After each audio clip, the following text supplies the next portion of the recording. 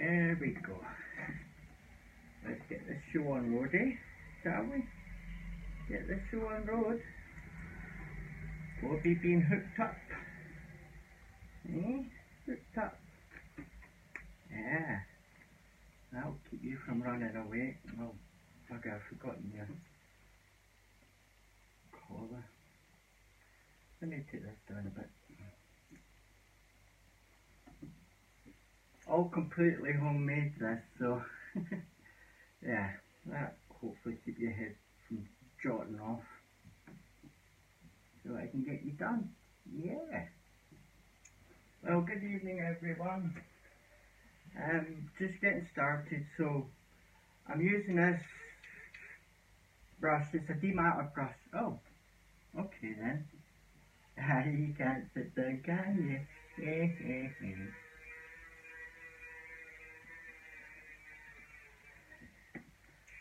Obi doesn't particularly like the sound of it, but it does a fantastic job of getting all the mats out.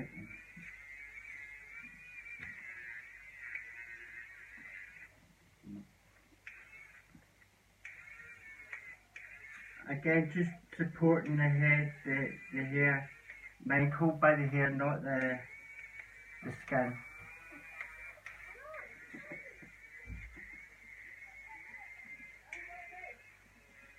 I'm just going through all of it, all the long hair.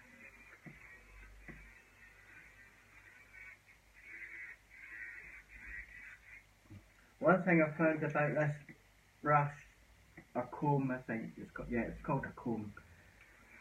The one thing about the comb is that it gets clogged up,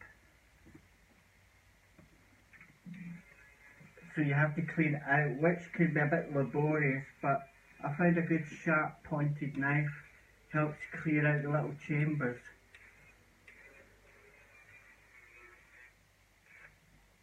There we go, master.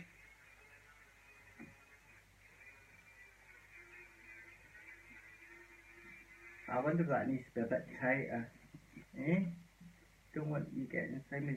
And I've made sure there's a nice flat part underneath so it supports his belly, doesn't dig in or anything like that. But I took his collar off. I'm so used to taking it off doing these shows. There we go.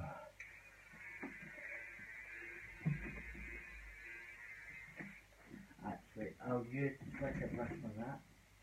Stay where you are. Slicker brush. Here we go. Chin up. Hold it up. So just working through with the slicker brush now that I've used the dematting brush. Oh, somebody's in. Hi there. I'll come and join you in a moment. So the good thing is that I can get this done now without him actually laying down on me.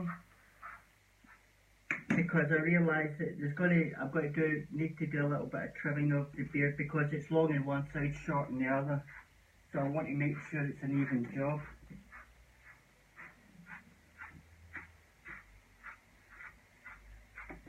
So just working the slicker brush bit by bit.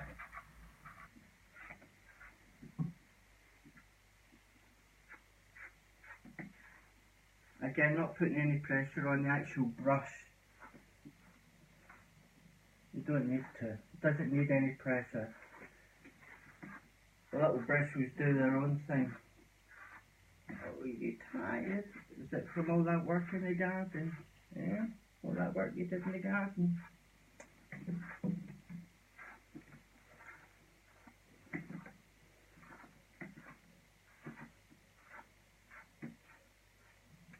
Yeah. So just doing it a little bit at a time. Working my way up to the chin. Obi, come on. It's making the job a lot easier because I'm not trying to pick them up anymore. It's just keeping them in one direction. But yeah, now that the back's supported, I can see his chest fully. Is that itchy? Is that itchy? Yeah, let me do this here.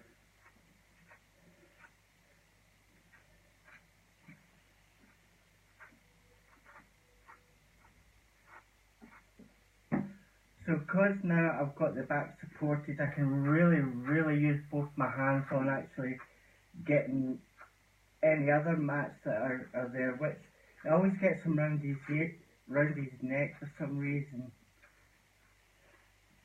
I don't know if it's because these Tibetan Terriers have got a double coat, haven't they?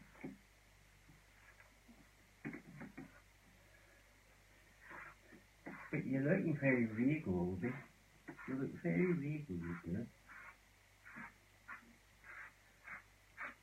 Oh dear, I didn't put on the new microphone. Damn.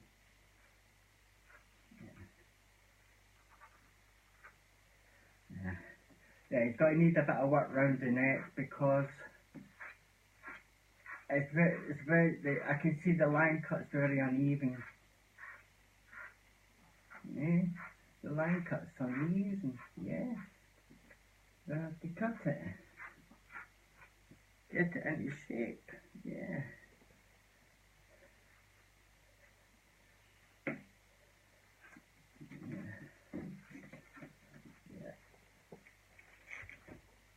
And you do this now. So it's just going to be a little trimming around the chest region. I'm using 7-inch scissors and a comb. Right, come on. So where he's got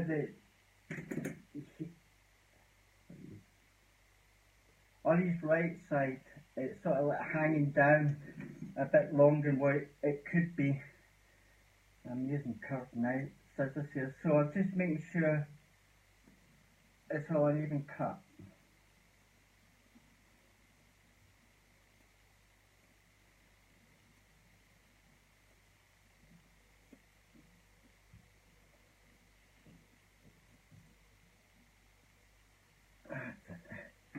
There we go. That's good. Right. Chest up. Chest up. Then I can run it through with the comb, no problem. He's got a few mats in his ears which I can take out.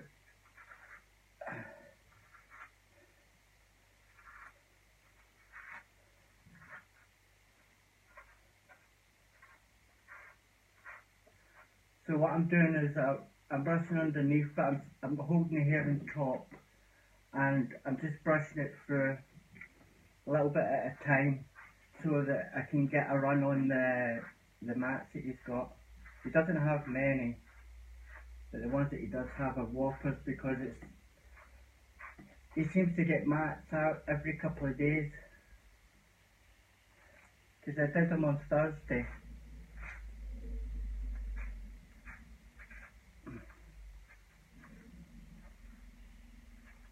There we go, that's got it.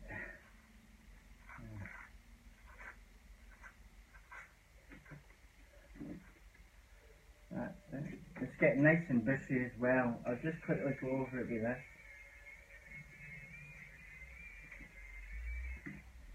Come on, you. Also, what this electric dematter does is it identifies really tough ones, because what it does is it blocks it up for a couple of seconds. So when I find that, I can go in with just normal slicker brush to get it.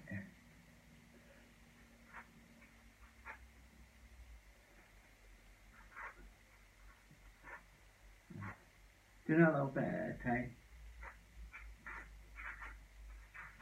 And what I've done is I've isolated the mat between his skin and my forefinger. So just work it that way, get it out. Just gently pull it.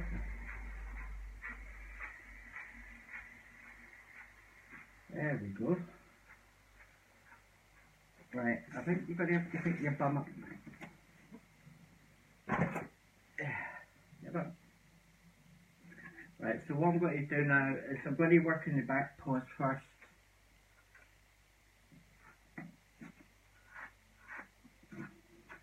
Although even though he's got that, I'm still supporting his belly. That's it. Take this one.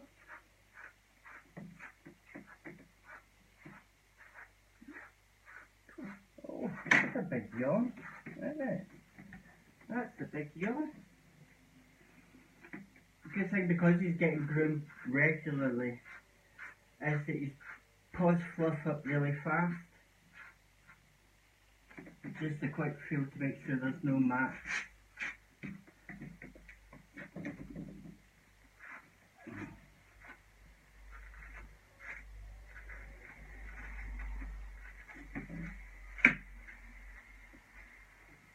It's good now, because he's got that, I don't feel so much weight on my arm when I'm actually doing this.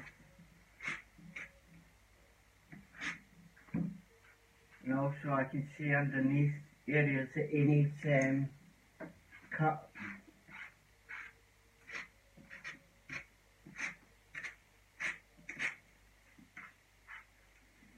Like here, see we've got bits here which can be cut.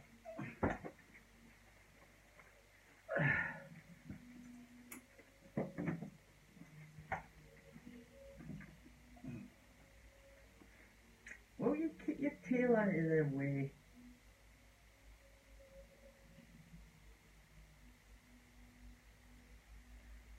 Alright. I mean, it's a job in progress getting used to the table as it is.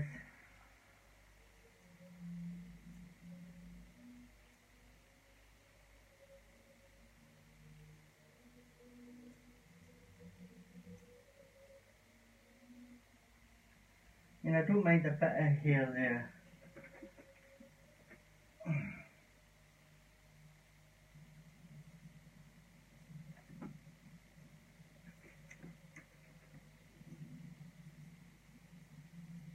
Just try to keep it an even length.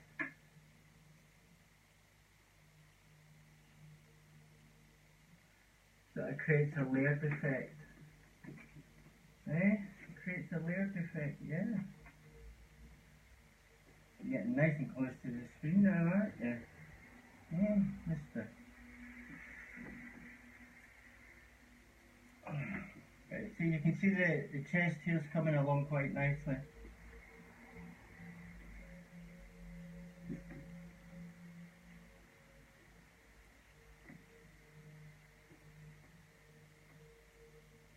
And try to keep the legs a uniform length as well. So now, because he can't lie down on me, will you get the tongue out of the way?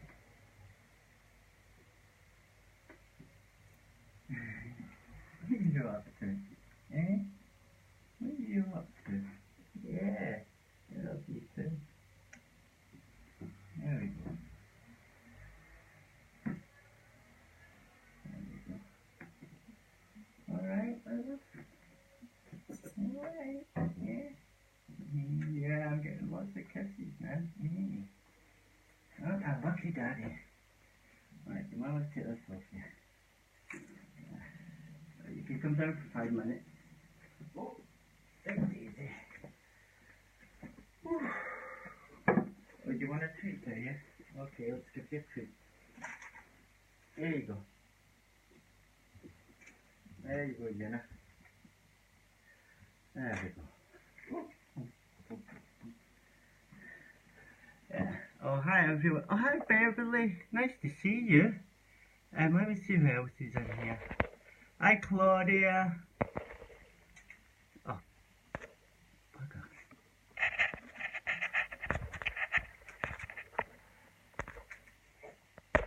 That's better.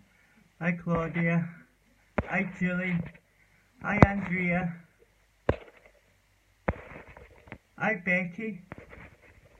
Andrea, Claudia. Hi Paul. Hi Nicole. Hi all of you. Nice to see you all here.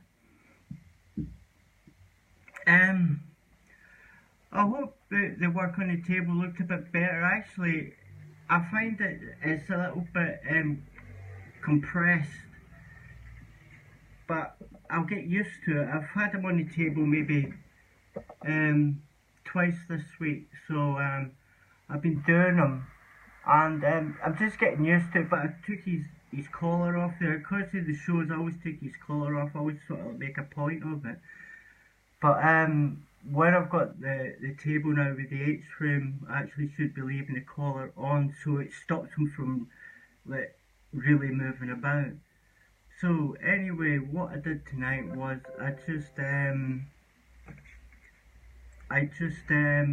what do you call it?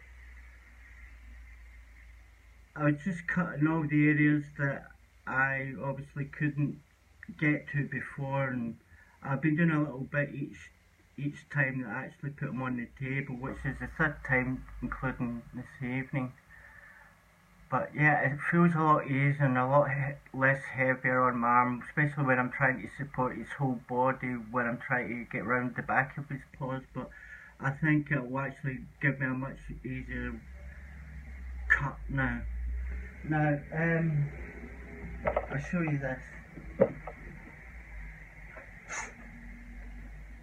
I can't recommend this tool enough.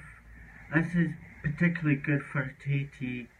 It's got these little discs inside that it rotate, and what they do is they sort of like tease out all the mats. But one thing I've realised with this, I thought it was a battery eater, but actually I was wrong. What I failed to do before was actually to empty the chambers, because the chambers just get full of hair.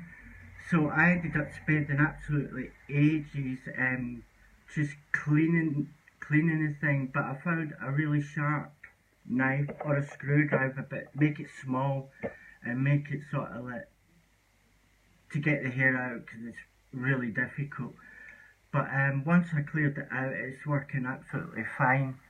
But I find after maybe 2 or 3 uses of this, you have to clean it, because what happens is the hair just jams up the little discs and it won't turn. So how you clean this is from the back here, you screw it out, screw it back in, it turns itself automatically, so it doesn't sort of go off when you're actually cleaning it, which is good. But yeah, I can't remember the name of this, but if you get a chance to get one, because it makes grooming 100% easier. Which means you can get in afterwards with it. If you get it really tight, you know you want to go in there with a circular brush anyway, because what it'll do is, it's like a brush, as you know, it just teases the hair out. So it's been quite a busy week, and quite a heartfelt week as well. Thankfully my garden's finished, it's done. Just basically a tidy up now, but I had actually vegetables growing, so today I actually planted my beetroot. I don't know what I'll get out of them, but maybe they'll stay in the ground to next year and then they'll grow again, which will be great. Also, I don't know if you've seen the news or not. It's only been reported in Brighton, really, is that one of the homeless was beaten to death. My sister works for the pavilion, and one of her the pavilion guards found the body, and this person, I mean, I knew the guy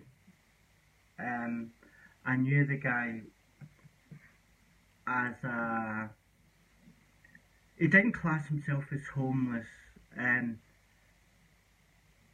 His name was Andrew McConnell. He was 54, practically the same age as me. And I remember when I used to go out with the table, I used to speak to him, and he was a drinker, but most people in the streets are drinkers. But he was murdered by another homeless guy who was an absolute beast and a junkie.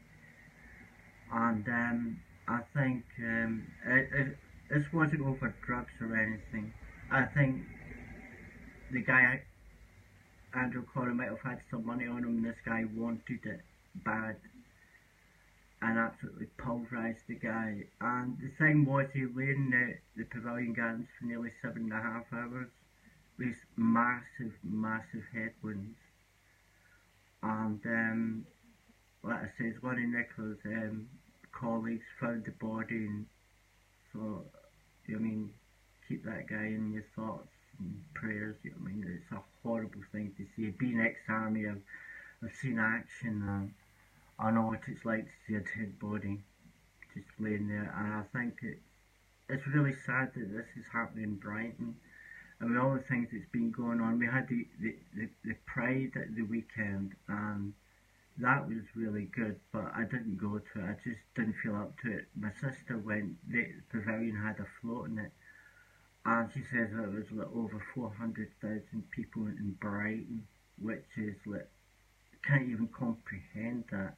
But it makes, I think, nearly £12 million, which goes to help all the LGBTQ people, and but even some of them are saying Pride's lost its way, and they want to go back to basics where it was only maybe 30,000 people. The city just couldn't cope with the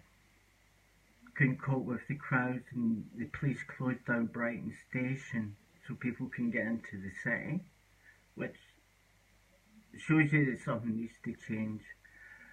And I've been thinking about the cafe, and I thought maybe what I should be looking at.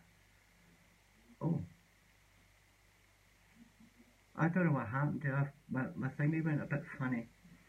Um, what I've been thinking of doing is still opening up the cafe, but I think what I want to do is look for a property between Brighton, Peacehaven, it furthest to Hove,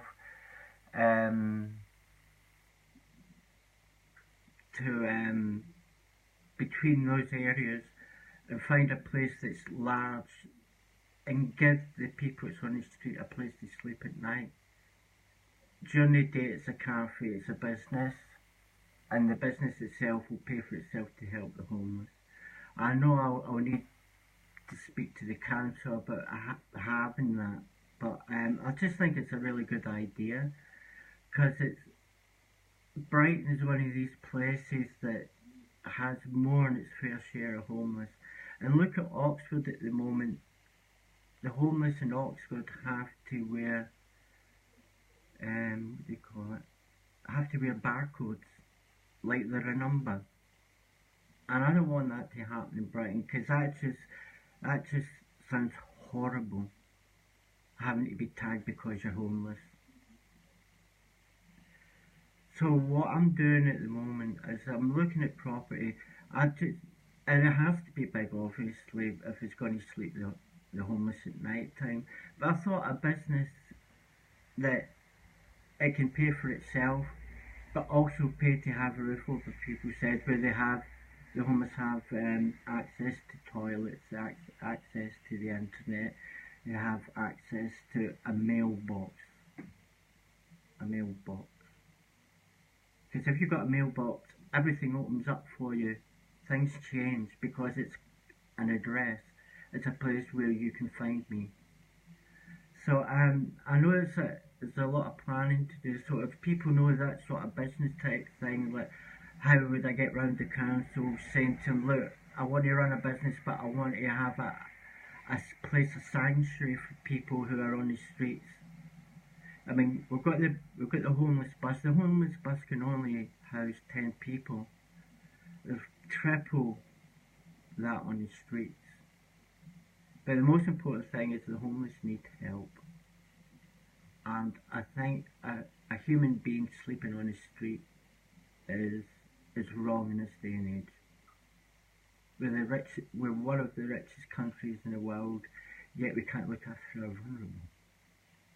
That's not on. It's not fair. I was in that street too, remember? You'd all helped me. So I think it's time that I do something. Being streetwise, I know that there's ways it can be done that can benefit everybody. So, I mean, I don't know what you think of that. So I hope you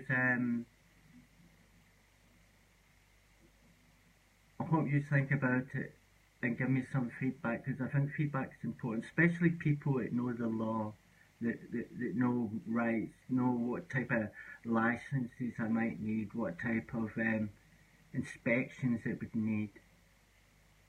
So yeah, we'll try that. I don't even know if I'm live because it shows there's only one person in the thing. Anyway, Oh, Liz was always sleeping when she comes on. She was like a really early bed, Beverly. Anyway, that was my rant for the night, and I will give you more updates um, and ideas about the cafe. I think I'm not going to call it the homeless cafe. It's still going to be Oberon's Palace or the Constant Canine Companions Cafe. Whatever. Anyway, thank you for turning up, tuning in, and I will see you all. I don't know if the health department would give guidance. I think it's, I mean, to house the homeless in a cafe or something like that. I mean, let's stop calling it a cafe. It's a rescue. It's a human rescue. There you go. Dog rescue, cat rescue, human rescue. So, yeah, I think you're right, Beverly. I think it was on my end. Then my internet went a bit funny, and sort of like spazzed out on me. But it seems to be back again, which is good. But anyway, I think it's going to be. I'm going to have to go through the council because it would be classed as dual purpose, wouldn't it? If I was to sort of make it as a centre as well. And yeah, I mean, it's a centre. It would be free to the homeless. It won't be like a B&B like Percival Terrace or anything like that. It's a place where people find themselves on the street and they don't know what to do, and it's like a beacon. Maybe call it the beacon. Yeah, Oberon's beacon. Maybe just the beacon, I don't know. What do you think? You let me know, okay? Put it down in the comments. I will read the comments tonight before I go to bed. But I am incredibly tired because I've been out doing the garden for the past 2 days with my brother and sister, and we had such a really good time, good laugh as well. And I'm glad the garden's finished. I just need to get rid of all the stuff, but that's going to have to be over a few weeks because I know the council does what do you call it, garden waste. So like an idea of the cafe. Oh, that's really brilliant, Paul. Thanks very much. I think it's a good idea, Paul, because it will be a business that pays for itself. I mean, when the people in the morning when they get up, they get a meal. They've got access to a toilet and a shower. And I think that's really important. But the most important thing is they have an address where they can have stuff sent to. Like information, particularly from the council, because that's the thing is, no more problems with nasty neighbours. I hope so do I, Andrea. But Nicola will tell you and so will Tron that when they were out there, they started tackling them, and they got them to cut down a bush that's right behind my front door. But it's not mine. It's behind my front door, which means that I think it belongs to the person upstairs. But the council didn't cut it. But they just took care of it. I suppose what it does is keeps them off my back. That's the most important thing. So I can get on with just living again and sort of like figure out my ideas. So with the cafe, I'm not looking at a little shop. I'm looking at something big. Something big where beds can be, fold down beds can be put. But because it will be a charity, that means the rents and rates will be cheaper. But I think that's the way to go. I mean, you get places like, what do you call it, already in Brighton, antifreeze, where they supply sleeping bags.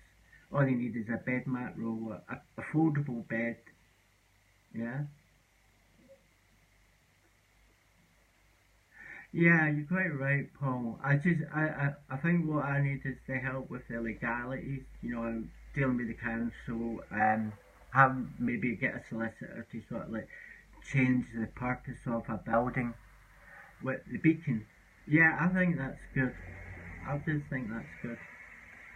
And also, yeah, I mean, I've been saving up. There's a really, really, really good lady that always puts £10 into my bank account on a Monday. And what I've been doing is I've been saving those £10 up. I've been putting them onto my PayPal. Hi, Rosie. I've been putting it onto my PayPal, and I'm going to get a coffee course where I learn to make different coffees. Yeah, well, they've actually did that in Brighton as well, Andrea, but it became very, very corrupt. Um, they ended up, the council sold them off to gangsters, basically, who were running these places in Brighton attract an awful lot of junkies where they use those containers, Andrea. But I think the beacon is for the ones that's on the street. I think they're the people we need to help. Also, I noticed there was a post in Brighton during the week which I ended up getting involved with, was that a junkie on the street is going about with a puppy, using it as a begging tool basically. But I know, and I've seen this puppy and it's huge. It's a huge puppy. It's only 14 weeks old and it's as big as Obi. You imagine what that dog's like, and it's with a junkie. Puppies shouldn't be in the street, full stop. Aye, Rob. Puppies shouldn't be on the street, full stop. But I understand why a lot of homeless people want dogs, because they're companions. So what I would like to see being done once the beacon's up and running is that the homeless get a companion dog, but from a rescue. A dog that's worldly, that it's not going to be a problem. And also because of the beacon there, I'll give these people no elocution lessons. Not, well, humans need to learn as well, but have obedience lessons for the dogs, so that the homeless with the dog get sort of like build them back up again. Basically, we're having a dog that it does as it's told. But no puppies on the street. But also, I mean, this post went quite viral in Brighton, and there was so much hate, not only to the one that actually made the post, but to the actual guy with the dog. And basically, both of them need help. But the guy is, I've found out from other people, is actually quite an aggressive beggar. And the sheer fact he's got a dog and he's aggressive, that dog is only going to learn one thing, and that's probably going to end up when that dog's young, 6 months old, it's going to be huge. And what I'm worried about is, if you're going about Brighton with your dog, that dog's just going to go for it. Because dogs on the street, if they're untrained, guard food. And any food that they see, they'll guard that as well. I remember one day when I was out with the table and I was giving Obi a treat. This other dog just flew right and smacked me right in the side, and it was a big dog. It was after the treats, and because Obi had treats, it was after Obi as well. So I think I actually got something very similar on video of another dog where I was out doing the table, and this other dog just went for Obi, but I seen the dog before it got near Obi. So I think that dog's going to be a nightmare. And also, I just found out today that there's been a pit bull that attacked a 3-year-old boy and threw him about like it was a rag doll. That was in Brighton today. So I think we need to change the law on animals, particularly dogs. I think there's too many of these pit bulls. I love all dogs, but some dogs should only be owned by people that know how to handle them. And there's so many of these dogs in the street. Some with the homeless that really they shouldn't have. But most of all, there shouldn't be any pup in the street. I mean, I would like to know who gave that guy that dog in the first place. I would never give a puppy to somebody that's homeless. I just wouldn't. It's not fair on the dog. I mean, it's starting out in life. So, yeah, I'm very much for a change in the law. I think really basically we should be registering dogs. Dogs be registered and given more freedom, particularly if you want to take your dog in a shop. I can take dog Obi in a shop, but not everybody can do that, and I think that's wrong, especially if you've spent an absolute fortune in training your dog, paying for the insurance, paying for lessons, the dog for obedience. You should have more. You should have more say in what you can do with your dog. Because remember, a dog's family is a companion. It's not a pet. Never ever think of a dog as a pet, because then you get the whole wrong idea. Because you get a living, breathing, sentient being who relies on you more than a cat does.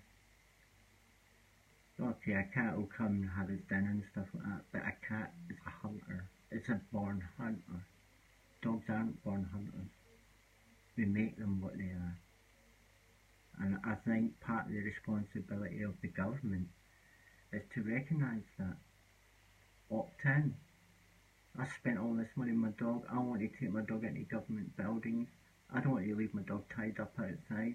I have that right. That's what we vote these people in Parliament for. And I think it's about time that we started to push the case. There's too many of these dogs in the street that are dangerous, far too dangerous. I think we need to say stop. Stop this incessant breeding of pit bulls. Dogs like that don't belong in the street, they belong in a farm, or they belong in the forces, or they belong in a place. Or with somebody that knows exactly how to treat that animal. If your dog goes for another dog, you're not in control of the dog, it's in control of you. That's all I've got to say. So anyway, I'm going to be doing the research to get the cafe, but I'm not looking at a little shop or whatever. I'm looking at something big, like a warehouse, not like a aircraft hangar or anything like that. Enough where 30 people could easily just sit, have a bit of space, a bit of privacy, get their life fucking sorted. So anyway, I think it's been a bit long tonight, and I've spoken quite a bit, which is it's getting better. I'm getting better. I'm feeling more positive. So I'm going to start looking at all this. I'm going to find a way. I'm going to find a way to make the beacon a success, and make the beacon a place where it should be, there for humans, a human rescue, just like a dog or a cat. Anyway, I thank you all for joining me tonight. I look forward to your comments. I will answer comments and say and give it little bits of responses. So anyway, thank you for joining me, and I'll see you next week and during the week for updates. And I'll give you an update whenever I find out information about the beacon. So take care. Good night, God bless.